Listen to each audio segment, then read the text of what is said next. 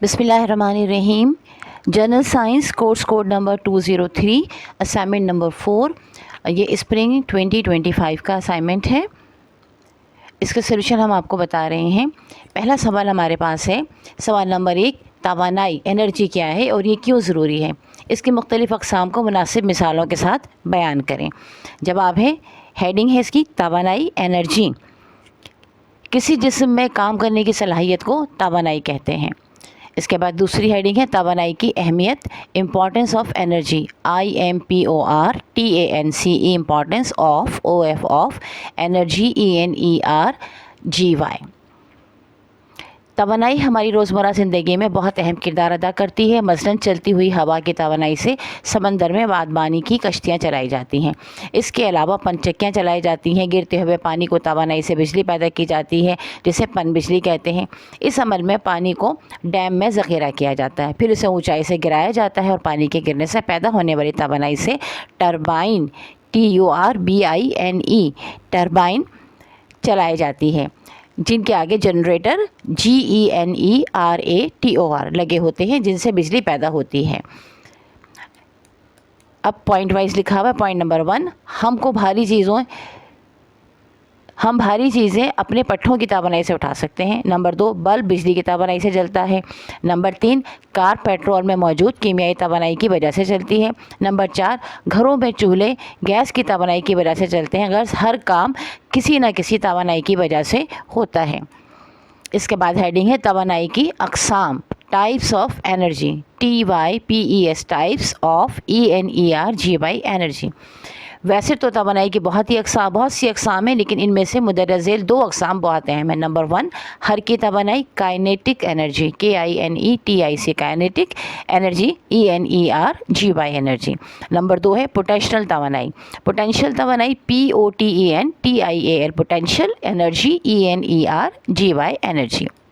Har ki तवानाई, kinetic energy, किसी जिस्म में उसकी हरकत की वजह से पैदा होने वाली तवानाई को हरकी तवानाई कहते हैं। नंबर 1, हरकत करती हुई कार की तवानाई। नंबर 2, मुतहरिक गेंद की तवानाई। नंबर 3, चलती हुई गाड़ी। नंबर 4, गिरते हुए पानी की तवानाई वगैरह। इसके बाद हेडिंग है अहमियत, इम्पॉर्टेंस, IMPORTANCE। हरकी तवानाई हमारी रोज़मर्रा ज़िंदगी में बहुत अहम किरदार अदा करती है। मसलन चलती हुई हवा की तवानाई से समंदर में बादबानी की किश्तियाँ चलाई जाती हैं। इसके अलावा पनचक्कियाँ चलाई जाती हैं। गिरते हुए पानी की तवानाई से बिजली पैदा की जाती है, जिसे पन बिजली कहते हैं। इस अमल में पानी को डैम में ज़ख़ीरा किया जाता है, फिर उसे ऊंचाई से गिराया जाता है और पानी के गिरने से पैदा होने वाली तवानाई से टरबाइन चलाए जाते हैं, जिनके आगे जनरेटर लगे होते हैं, जिनसे पन बिजली पैदा होती है। इसके बाद है potential तवानाई, POTENTIAL, potential energy, ENERGY energy. किसी जिस्म में उसकी हालत या जगह में तब्दीली की वजह से जो तवानाई पैदा होती है, उसे पोटेंशियल एनर्जी या मख्फी तवानाई कहते हैं। अगर एक ईंट ज़मीन पर पड़ी है, अगर हम उसे दीवार पर रख देंगे तो उसमें तब्दीली की वजह से इसमें तवानाई पैदा हो जाएगी। जगह की तब्दीली की वजह से इसमें तवानाई पैदा हो जाएगी, क्योंकि अगर ईंट को दीवार पर रख देंगे तो उसकी जगह में तब्दीली की वजह से इसमें तवानाई पैदा हो जाएगी, क्योंकि अगर ईंट को दीवार से गिराया जाए तो नर्म ज़मीन पर गड्ढा बना देगी, जबकि सख्त ज़मीन पर या तो खुद टूट जाएगी या फर्श को नुकसान पहुँचाएगी। और चूँकि ईंट को दीवार पर रखने की वजह से इसमें काम करने की सलाहियत पैदा हो गई है और ये सलाहियत जगह में तब्दीली की वजह से पैदा हुई है, इसलिए इसको पोटेंशियल या मख्फी तवानाई कहते हैं। स्प्रिंग को दबाने या खींचने से इसमें भी तवानाई पैदा हो जाती है, और क्योंकि ये तवानाई हालत में तब्दीली की वजह से होती है, इसलिए उसे पोटेंशियल या मख्फी तवानाई कहते हैं। स्प्रिंग में मौजूद ये तवानाई हम बहुत से मकासद के लिए इस्तेमाल करते हैं। आजकल इस्तेमाल होने वाले बॉल पेन में एक छोटा सा स्प्रिंग ही लगा होता है। पहली बार दबाने से स्प्रिंग दबाव हालत में आ जाता है और बॉल पेन की निब से बाहर आ जाता है। दूसरी बार दबाने से स्प्रिंग दोबारा अपनी पहली वाली पोजीशन पर आ जाता है और पेन दोबारा अंदर चली जाती है और निब दोबारा अंदर चली जाती है। अगर आपके पास ये बॉल पेन है तो आप खुद तजुर्बा करके देख सकते हैं। चाबी वाले खिलौनों में भी यही उसूल कार फरमा है। कानून बकाए तवानाई, इस कानून के मुताबिक तवानाई को ना तो पैदा किया जा सकता है, ना ही फना किया जा सकता है। इस कानून की तारीफ़ यूँ भी की जा सकती है, तारीफ़ को इन्वर्टेड कॉमास में लिखिएगा, तवानाई एक शक्ल से दूसरी शक्ल में मुसलसल तब्दील होती रहती है, लेकिन तवानाई की मकदार हमेशा, इस कानून की वजाहत हम मुंदरज़ झेल वजाहत से करेंगे। एक पेंडुलम की हरकत पर गौर करें। पेंडुलम को अगर ज़रा सी हरकत दी जाए तो ये दो इंतहाई नुकात के दरमियान हरकत करने लगता है। इसकी हरकत के दौरान तवानाई एक हालत से दूसरी हालत में तब्दील होती रहती है, लेकिन तवानाई की मिक़दार मुस्तकिल रहती है और इसकी हरकत क़ानून बक़ाए तवानाई के ऐन मुताबिक है। इससे पहले जो मैंने डेफिनेशन पढ़ी थी उसमें भी ये लफ्ज़ यकीनन मुस्तकिल ही होगा। ये मैं आपको दोबारा पढ़ देती हूँ डेफिनेशन। तवानाई एक शक्ल से दूसरी शक्ल में मुसलसल तब्दील होती रहती है, लेकिन तवानाई की मिक़दार हमेशा मुस्तकिल रहती है। अब इसके बाद जो पैराग्राफ पढ़ा था उसके आगे आपने एक तस्वीर बनानी है पेंडुलम की, और वो इस तरह बनानी है कि आपने एक पॉइंट से 3 लकीरें नीचे की तरफ निकालनी है और हर लकीर के एंड पर 0 बना देना है। बीच वाली लकीर को बाकी 2 लकीरों से ज़रा नीचे तक खींचना है। और आप सीधे हाथ से शुरू कीजिए तो उस पर ए लिखिए, वो एक इंतहाई पोजीशन होगी, और बीच वाले पे 0 लिखिए, ये इब्तिदाई पोजीशन होगी, और सीधे हाथ वाली पर आप बी लिख दीजिए तो ये भी इसकी इंतहाई पोजीशन होगी। यानी पेंडुलम जिस तरह एक कॉर्नर से दूसरे कॉर्नर तक घूमेगा वो इनकी इंतहाई पोजीशन होगी। इसके बाद नीचे लिखा है पेंडुलम की अपनी हरकत का आगाज़ नुक्ता 0 से करता है और नुक्ता ए की तरफ जाता है। नुक्ता 0 पर पेंडुलम की सारी तवानाई हरकी होती है और उसकी मख्फी तवानाई 0 होती है। जो पेंडुलम नुक्ता ए की तरफ जाता है उसकी हरकी तवानाई कम होती जाती है और पोटेंशियल तवानाई बढ़ती जाती है, हत्ता कि नुक्ता ए पर इसकी सारी हरकी तवानाई पोटेंशियल तवानाई में तब्दील हो जाती है। जब पेंडुलम नुक्ता ए पर पहुँचता है तो रुकने के बजाय जमूद के कानून law of inertia LAW law OF of inertia INTERTIA के मुताबिक दोबारा नुक्ता 0 की तरफ आने लगता है और उसकी पोटेंशियल तवानाई हर की तवानाई में तब्दील होने लगती है, और नुक्ता 0 पर पहुंचकर दोबारा उसकी सारी तवानाई हर की तवानाई में तब्दील हो जाती है और पोटेंशियल तवानाई 0 हो जाती है। नुक्ता ए पर पहुँचने पर पेंडुलम रुकने के बजाय जमूद के कानून लॉ ऑफ इनर्शिया के मुताबिक दूसरे इंतहाई मुकाम बी की तरफ जाने लगता है और इस दौरान दोबारा उसकी हरकी तवानाई पोटेंशियल तवानाई में तब्दील होने लगती है, हत्ता कि नुक्ता बी पर सारी तवानाई पोटेंशियल होती है और यहाँ पर हरकी तवानाई 0 होती है। नुक्ता बी पर पहुँचकर पेंडुलम हम दोबारा नुक्ता ओ की तरफ आने लगता है और फिर पोटेंशियल तवानाई हरकी तवानाई में तब्दील होने लगती है और इस तरह सारा अमल जारी रहता है। सवाल नंबर 2 है, तजदीद पजीर तवानाई के ज़राए renewable resources of energy RENEWABLE renewable sources of energy SOURCES sources of energy ENERG energy कौन से हैं और उनकी अहमियत क्या है। जवाब है काबिल तजदीद वसाइल renewable resources RENEWABLE renewable resources कुदरत में पाए जाने वाले ऐसे वसाइल तवानाई जो बार बार हासिल किए जा सकते हैं काबिल तजदीद वसाइल कहलाते हैं। इनमें लकड़ी, गोबर के उपले, कपास की डंडियाँ, गन्ने और धान के छिलके वगैरह शामिल हैं जो देही इलाकों में बतौर ईंधन आमतौर पर इस्तेमाल होते हैं। बायोगैस, पन बिजली, हवाई चक्की, शमसी तवानाई वगैरह भी राइज होते जा रहे हैं। लकड़ी वुड WOOD वुड लकड़ी ऐसा ईंधन है जो दरख्तों की सही देखभाल से बार बार हासिल हो सकता है, लेकिन बढ़ती हुई आबादी की ज़रूरियात और दरख्तों के फ़वाइद के बारे में लाइल्मी और लापरवाही की वजह से पाकिस्तान में दरख्त बहुत कम हो गए हैं। इस मसले को हम अपने तौर पर ऐसे हल कर सकते हैं कि थोड़ी सी ज़मीन पर कीकर या उपल जैसे तेज़ी से बढ़ने वाले दरख्त लगाएं। इसके बाद हेडिंग है बायोगैस। बायोगैस में BIOGAS गैस। बायोगैस गोबर के उपले बनाने से तवानाई का बड़ा हिस्सा ज़ाया हो जाता है। इससे बहुत बेहतर तरीका ये है कि बायोगैस यूनिट लगाकर इसी गोबर से खाना पकाने के लिए गैस पौधों के लिए निस्बतन बेहतर खाद और कई दूसरे काम लिए जाएं। जब गोबर और पानी मिलाकर हवा की गैर मौजूदगी में रखा जाता है तो इस पर ऐसे बैक्टीरिया या एनएरोबिक बैक्टीरिया अमल करते हैं जो अम्ले खमीर से मीथेन METHAN मीथेन गैस पैदा करते हैं। ये तकरीबन वही जलने वाली गैस है जो कुदरती गैस के नाम से ज़मीन से निकाली जाती है। इसके अलावा गोबर का 99% हिस्सा पौधों के लिए बेहतर खाद में तब्दील हो जाता है। इसके बाद हेडिंग है हवाई चक्की wind mill WIND wind MILL मिल विंड मिल। जहाँ जहाँ हवा की रफ्तार दरमियानी या तेज़ है और हवा अक्सर चलती है वहाँ हवाई चक्कियाँ इस्तेमाल हो सकती हैं। देही तरक्की की स्कीम के तहत 2 साइज़ की चक्कियाँ लगाई जा रही हैं। छोटी चक्की तकरीबन 40 से 60 मीटर की गहराई से पानी खींच सकती है।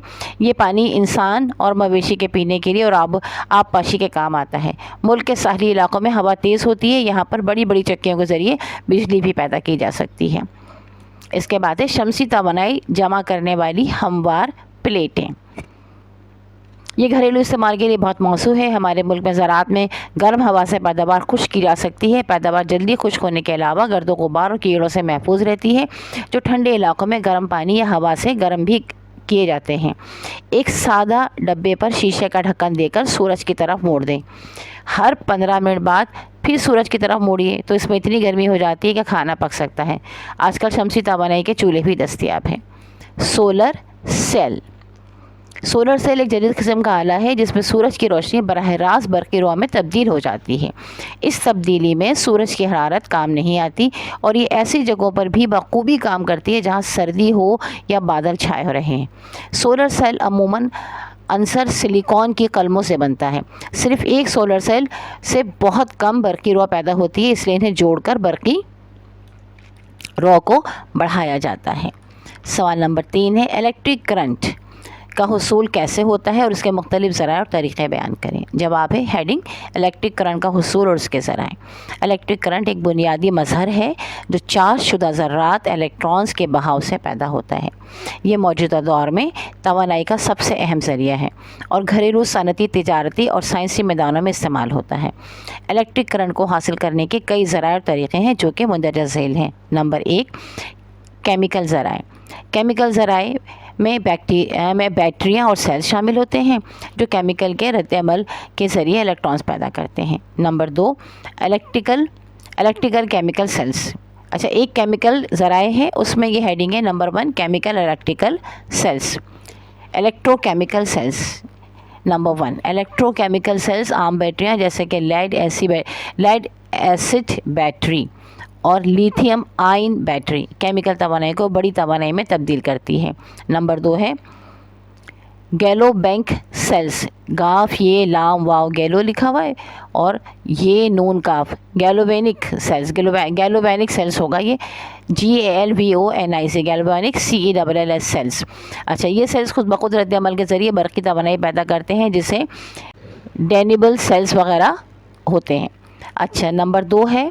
اب نمبر 2 کی ہیڈنگ ڈالیے گا. جو آپ نے سے پہلے لکھا ہے اس کو آپ رومن میں 1 اور 2 ڈالیے گا اور میکینیکل ذرائع کی نمبر 2 ہیڈنگ ہے. پہلی ہیڈنگ میں دوبارہ آپ کو سمجھا دوں. پہلی ہیڈنگ تھی کیمیکل ذرائع جس کو آپ نے نمبر 1 ڈالا. اس کے اندر آپ نے 2 چیزیں لکھی، الیکٹرو کیمیکل سیلز اور دوسرا گیلوینک سیلز. اب اس کے بعد دوسری ہیڈنگ ہے آپ کی میکینیکل ذرائع. اس میں میکینیکل ذرائع میں آپ کی 3 ہیڈنگز ہیں. ایک ہے جنریٹر، دوسری ہے ڈائنامو اور تیسری ہے پیٹرو الیکٹرک ایفیکٹ. ٹھیک ہے. نمبر 1 ہم پڑھتے ہیں جنریٹرز. پہلے میکینیکل ذرائع کے بارے میں بتا دوں. میکینیکل توانائی کو برقی توانائی میں تبدیل کرنے کے لیے مختلف طریقے درج ذیل ہیں. Number 1 generator. جنریٹر میں مقناطیسی میدان اور کنڈکٹر کے درمیان حرکت کے ذریعے کرنٹ پیدا کیا جاتا ہے. نمبر 2 ڈائنامو. یہ ایک قسم کا جنریٹر ہے جو موٹر گاڑیوں میں استعمال ہوتا ہے. نمبر 3 پینرو الیکٹرک ایفیکٹ. جو کسی پینرو الیکٹرک کے مواد پر دباؤ ڈالا جاتا ہے. جب کسی پینرو الیکٹرک کے مواد پر دباؤ ڈالا جاتا ہے تو وہ الیکٹرک کرنٹ پیدا کرتا ہے جو جوسر اور دیگر الیکٹرانک آلات میں تبدیل ہوتا ہے. نمبر 3 ہے شمسی توانائی. شمسی توانائی سے بجلی پیدا کرنے کے لیے فوٹو وولٹانک سیلز استعمال کیے جاتے ہیں. جب سورج کی روشنی ان پر پڑتی ہے تو یہ فوٹونز کی مدد سے الیکٹرانز کو حرکت میں لاتے ہیں اور یہ برقی رواں پیدا ہوتی ہے. طریقہ ماحول دوست اور قابل تجدید ہے. نمبر 4 ہے حرارتی ذرائع. اب حرارتی ذرائع میں بھی 2 ہیڈنگز ہیں. ایک ہے تھرمو الیکٹرک ایفیکٹ اور دوسری ہے بخاراتی توانائی. تھرمو الیکٹرک ایفیکٹ میں جب 2 مختلف دھاتوں کے درمیان درجہ حرارت کا فرق پیدا ہوتا ہے تو کرنٹ پیدا ہوتا ہے جسے تھرموکیل میں استعمال کیا جاتا ہے. نمبر 2 بخاراتی توانائی. پاور پلانٹس میں پانی کو گرم کر کے بھاپ میں تبدیل کیا جاتا ہے جو ٹربائنز کو حرکت دیتا ہے اور اس سے بجلی پیدا کی جاتی ہے.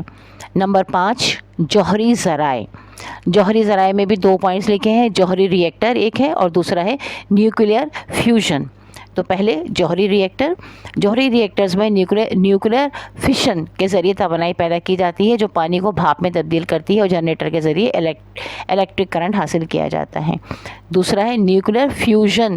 یہ واو فیو لکھیں گے اور جو 3 نقطے والا ہوتا ہے وہ لکھ کے نون لکھیں گے آپ تو فیوژن ہو جائے گا. NUCLEAR nuclear. FUSION fusion. اس پر بھی تحقیق جاری ہے جو مستقبل میں برقی توانائی کا ایک بڑا ذریعہ بن سکتا ہے. اس کے بعد ہے بایو الیکٹرک کے ذرائع. زندہ جانداروں میں بھی الیکٹرک کرنٹ پایا جاتا ہے جیسے کہ انسانی دماغ اور اعصابی نظام میں برقی سگنلز کی موجودگی. اس طرح الیکٹرک فشن اور کچھ دوسرے جاندار اپنے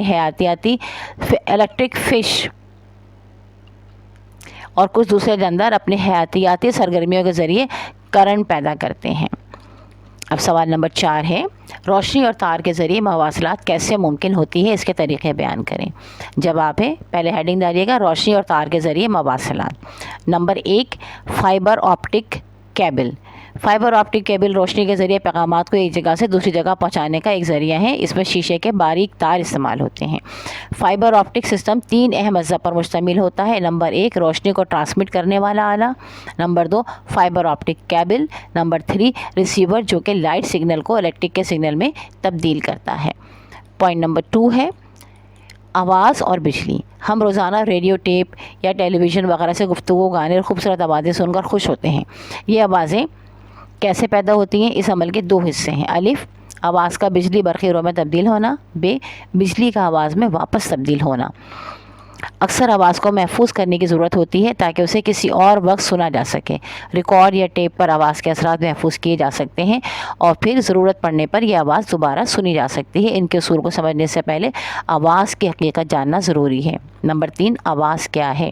کسی ربر بینڈ کو 2 کیلوں کے درمیان کھینچ کر باندھیے اور پھر سے انگلی سے چھیڑیے. ربر بینڈ تیزی سے تھر تھراتا آگے پیچھے حرکت کرتا نظر آئے گا اور اس میں سے آواز بھی نکلے گی. ایسی تھر تھراہٹ کو ارتعاش الف رے ار تے عین الف تا اور پھر اس کے بعد شین ساکن ارتعاش کہتے ہیں. کسی ساز کے تار کو یہ چھیڑ کر غور سے دیکھیے, وہ بھی ارتعاش میں نظر آئے گا. تار پر آہستہ سے انگلی رکھیں تو اس کا ارتعاش آواز دونوں ایک ساتھ ختم ہو جائیں گے. اسی طرح ٹھوس سطح مثلاً میز پر چوٹ لگانے سے یا مائع میں بھی ارتعاش میں آ کر آواز پیدا کر سکتی ہے. اگرچہ عموماً ہمیں ان کی یہ حرکت نظر نہیں آتی. دراصل ہر ارتعاش میں آنے والا جسم آس پاس کی ہوا کو بھی ارتعاش میں لاتا ہے اور ہر مادی چیز کی طرح ہوا بھی بہت چھوٹے ذرات پر مشتمل ہے جنہیں مالیکیول کہتے ہیں. مالیکیول ایک دوسرے سے کچھ فاصلے پر ہوتے ہیں. مرتعش سطح اوپر اٹھ کر مالیکیولز کو دباتی ہے جس سے سطح کے اوپر داپ کمپریشن COMPRESSION کمپریشن پیدا ہوتی ہے.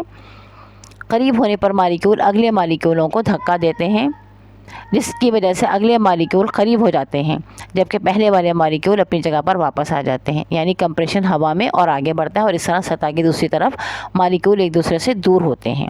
یعنی ان میں تلطیف ریفریکشن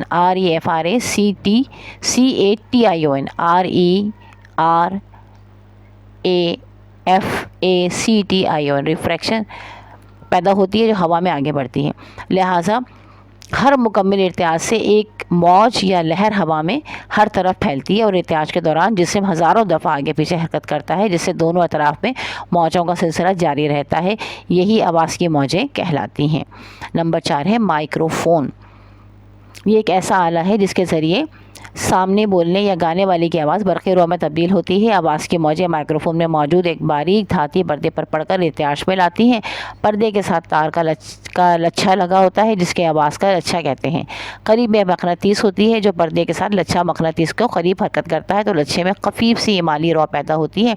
برقی رو کی سمت پردے کے ارتعاش کے مطابق بدلتی ہے. چنانچہ یہ اعمالی برقی رو بہت کمزور ہوتی ہے, اس لیے اسے ایک اور آلے سے جسے ایمپلیفائر AMPLIFIER کہتے ہیں بڑھایا جاتا ہے. اس طرح آواز برقی رو میں تبدیل ہو جاتی ہے. مائکرو فون عام طور پر ٹیلی فون, ٹیپ ریکارڈر اور دیگر آلات سماعت میں استعمال کیا جاتا ہے. مائکرو فون کی مختلف اقسام ہیں مثلاً carbon microphone, laser microphone, ribbon microphone وغیرہ. نمبر 5 ہے اسپیکر یا ریسیور.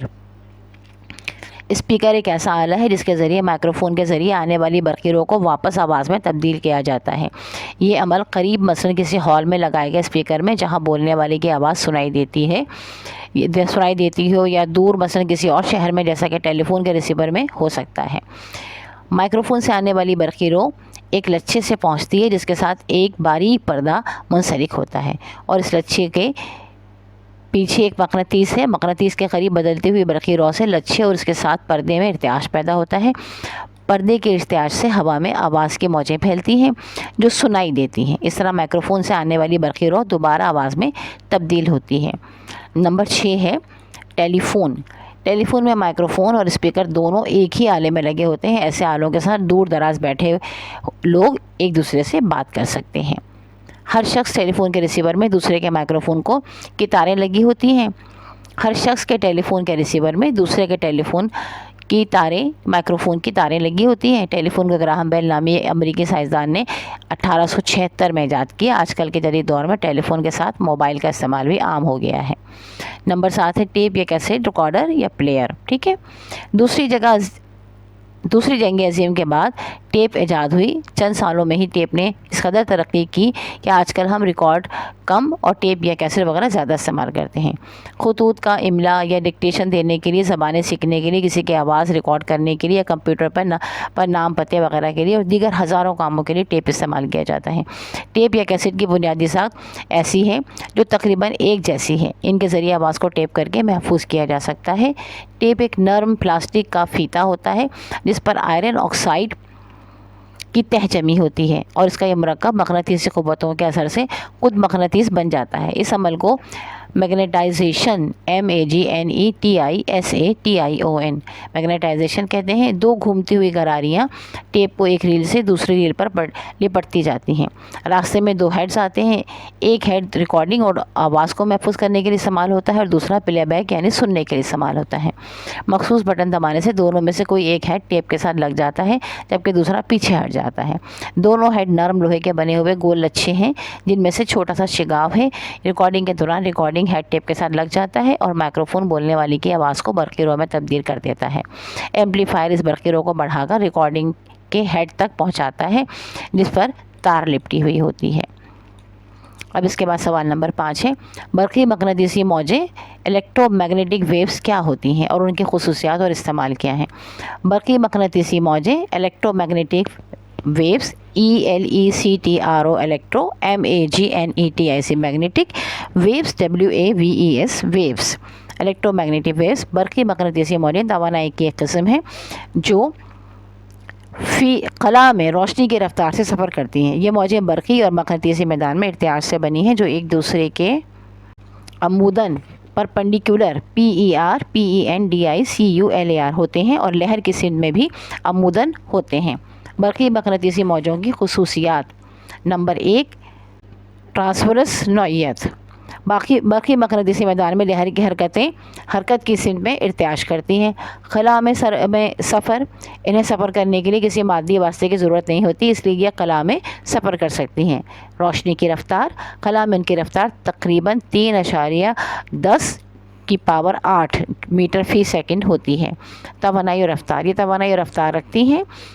اسپیکٹرم یعنی طیف SPECTRUM یہ ایک وسیع طیف اسپیکٹرم پر مشتمل ہوتی ہے جس میں ریڈیو لہریں، مائکرو ویوز، انفرا ریڈ لہریں، برقی روشنی، الٹرا وائٹ ایکس رے اور گاما ریز وغیرہ شامل ہیں۔ ان کی فریکوینسی اور طول موج مختلف ہیں۔ انعکاس ریفلیکشن، انکسار ریفریکشن اور تداخل انٹرفیرنس INTERFERENCES انٹرفرنس۔ یہ لہریں منعکس ریفلیکٹ REFLECT ریفریکٹ REFREC ریفریکٹ اور مداخل انٹرفیس INTERFER ہو سکتی ہیں۔ قابلیت: पोलराइजेशन, POLARIZATION, पोलराइजेशन, बरक़ी मक़नातीसी मौजों को पोलराइज़ किया जा सकता है बरक़ी मक़नातीसी मैदानों से गैर तासुर। ये हेडिंग है। ये बरक़ी और मक़नातीसी मैदानों में मुनहरिफ लहरें नहीं होती, बरक़ी मक़नातीसी मौजों का इस्तेमाल, हेडिंग। इसके बाद बरक़ी मक़नातीसी मौजें हमारी ज़िंदगी में मुख्तलिफ़ तरीक़ों से वसी पैमाने पर इस्तेमाल होती हैं। चंद मुंदरज ज़ेल हैं। नंबर 1, मवासिलात, रेडियो लहरें और microwaves, television, radio, mobile phone, wifi और सेटेलाइट मवासिलात में इस्तेमाल होती हैं।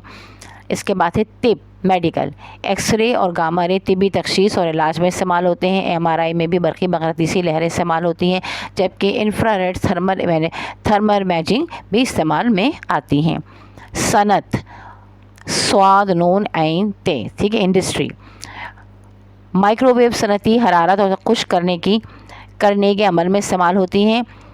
गामा रे धातों में नकाइस की निशानदेही के लिए इस्तेमाल होती है। तवानाई, एनर्जी, शमसी तवानाई को बरक़ी तवानाई में तब्दील करने के लिए लहरी रोशनी इस्तेमाल होती है। घरेलू इस्तेमाल, माइक्रोवेव्स, ओवन, खाना पकाने के लिए माइक्रोवेव्स में इस्तेमाल करते हैं। रोशनी, लाइट, विजिबल लाइट, मरई रोशनी देखने के लिए इस्तेमाल होती है, जैसे कि बल्ब और सूरज की रोशनी। अल्ट्रावायलेट लैम्प जरासीम कुश के लिए इस्तेमाल होती है। अच्छा, इससे पहले जो मैंने ये एनर्जी पढ़ा था तवानाई, इसमें यह है कि शमसी तवानाई को बरक़ी तवानाई में तब्दील करने के लिए मरई रोशनी, मीम रे मर हमज़ा ये छोटी है, मरई रोशनी इस्तेमाल होती है। अच्छा जनाब, अब ये इसके बाद रोशनी की हेडिंग थी। अब है सिक्योरिटी, एक्सरे हवाई अड्डों पर सिक्योरिटी सेक्टर्स में इस्तेमाल होती हैं। अल्ट्रावायलेट जाली करेंसी नोटों की शनाख्त के लिए इस्तेमाल होती हैं। रेडार्स और नेविगेशन, माइक्रोवेव्स और रेडार सिस्टम में अशिया का पता लगाने और नेविगेशन के लिए इस्तेमाल होती है। GPS रेडियो लहरों का इस्तेमाल करता है। मुख्तलिफ़ बरक़ी मक़नातीसी लहरें कायनात का मुताला करने के लिए इस्तेमाल होती हैं, जैसे कि रेडियो, टेलीस्कोप और एक्सरे टेलीस्कोप। ये अल्हम्दुलिल्लाह हमारा असाइनमेंट कंप्लीट हुआ। उम्मीद है कि आपको इससे पढ़ाई में मदद मिलेगी। अल्लाह ताला आपको कामयाबी अता फ़रमाए, आसानी अता फ़रमाए। आमीन सुम्मा आमीन।